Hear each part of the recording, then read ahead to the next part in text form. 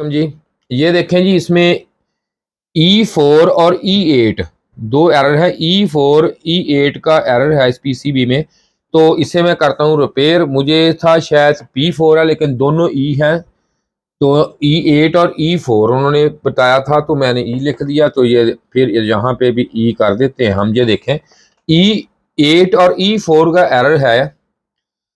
E4 आ जाता है, फिर E8, इसको करते हैं रिपेयर। ये देखें, ये ग्री की पीसीबी है, तो इसे अब कर देते हैं हम ऑफ। ऑफ करके इसे करते हैं, काम शुरू करते हैं इसका। तो देखें आप इसमें कैसे हम रिपेयर करते हैं इसे। तो ये देखें, सबसे पहले इसको डिस्चार्ज ज़रूर करना है। ये पहले वायर निकाल देते हैं। ये देखें,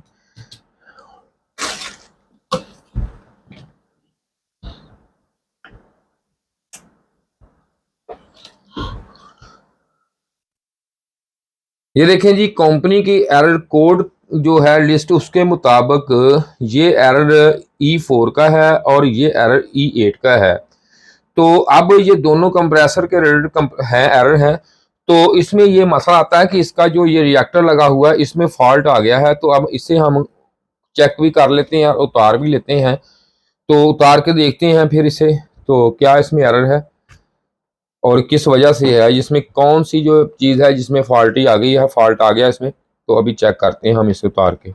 जी, ये हमने अब इसको डिसोल्डिंग मुकम्मल कर लिया है। तो अब हम इसे निकालते हैं, तो देखते हैं निकाल के।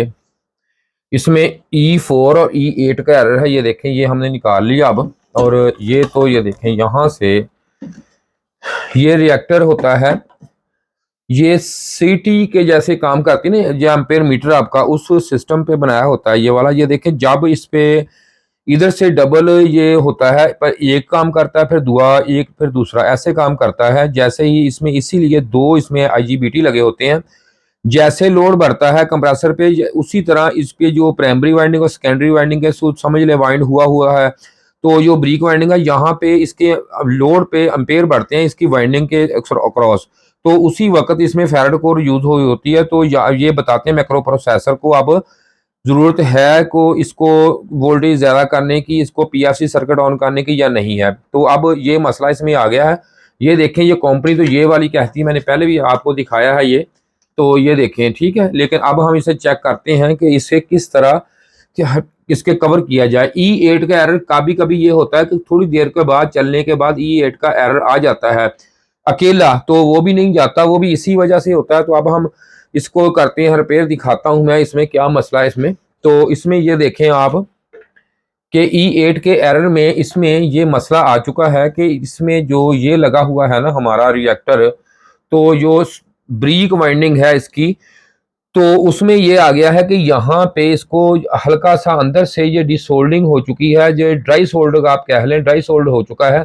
तो मैं इसको साफ करके इधर से सोल्डिंग करता हूँ, दोबारा दोबारा करके सोल्डिंग। तो हम इसको लगाते हैं, तो दिखाता हूँ आपको दोबारा रिसोल्डिंग करके इसको।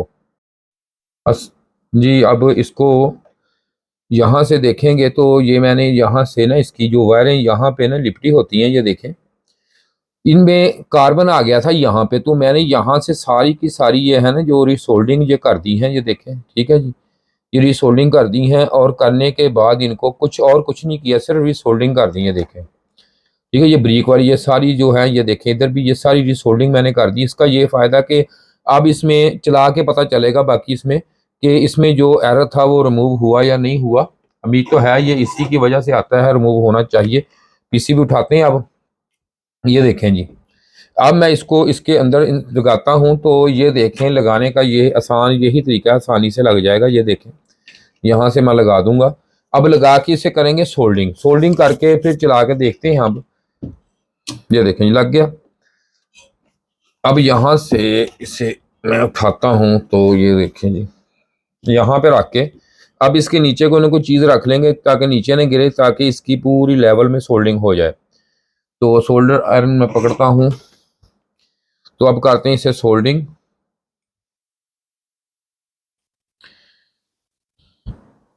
ये देखें जी, इसे मैं करूँगा इसकी तरह सोल्डिंग इसको। ये देखें, इसको तरतीब से मैं करता जाऊँगा, इधर से और इधर से, इधर से और इधर से करता जाऊँगा। क्योंकि वैसे कोई मसला नहीं इसमें होता कि भाई हीट हो जाएगा या कोई प्रॉब्लम नहीं, इसमें कोई ऐसा मसला नहीं है। बेशक एक तरतीब से भी आप कर दें, तो ऐसा कोई इशू नहीं है इसमें। लेकिन ऐसे कर देंगे तो ये है कि नीचे से जो ना वायर ज़रा गर्म नहीं होती ज़्यादा, और तो कोई नहीं, बाकी मसला कोई नहीं बनता अगर तरतीब से भी मैं कर दूं, क्योंकि इसके नीचे कोड आईसी थोड़ा है, इसके नीचे भी आईसी है, वो ख़राब हो जाएगा तो कोई मसला नहीं है।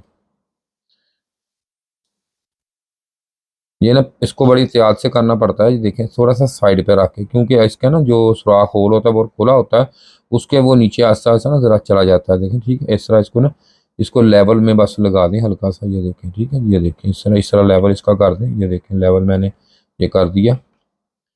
तो और इसमें कोई ऐसी मुश्किल बात नहीं होती।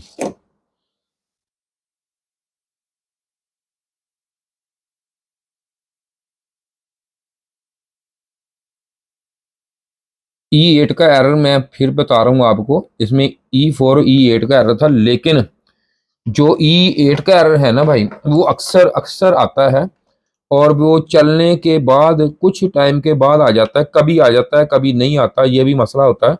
लेकिन वो इनकी ही जो रिसोल्डिंग होती है ना, जैसे ड्राई सोल्डिंग हो गया समझ लें आप, तो ये उसकी वजह से आता है। ये इसका टंक जो है ये सोल्डर एक साथ इसमें ना हो जाए, ये देखें ठीक है, ये देखें ठीक है। अब इसको लगा देते हैं, इसमें अक्सर ना ये आ जाता है मसला, तो फिर यही मसला आता है और कुछ नहीं होता E8 में।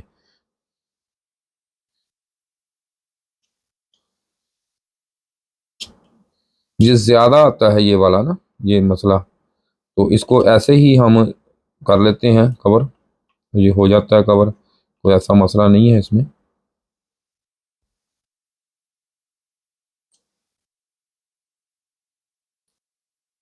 तो ये हमारी सोल्डरिंग अब मुकम्मल हो चुकी है, इसको लगा दिया मैंने। अब ये देखें इसकी, ये देखें लग चुका है। तो अब मैं इसकी करूँगा कम्युनिकेशन, तो कम्युनिकेशन करके ये देखें अभी आपको दिखाते हैं हम।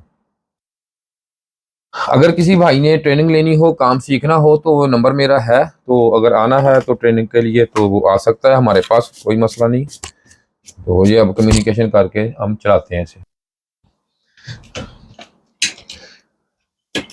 ये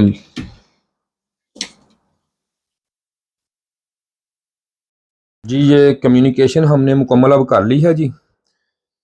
तो ये इसमें एरर था E4 और E8 एरर था, जो कि ये काफ़ी जगह से घूम के आई थी, ये रिपेयर नहीं हो रही थी। ये हमने ये लगा दिया इसको, ये भी देखें, ये UVW टेस्टर भी लगा दिया है।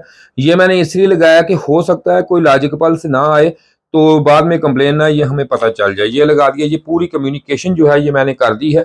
अब हम इसे प्लग इन करते हैं और देखते हैं कि ये क्लियर हुई है या नहीं एरर में।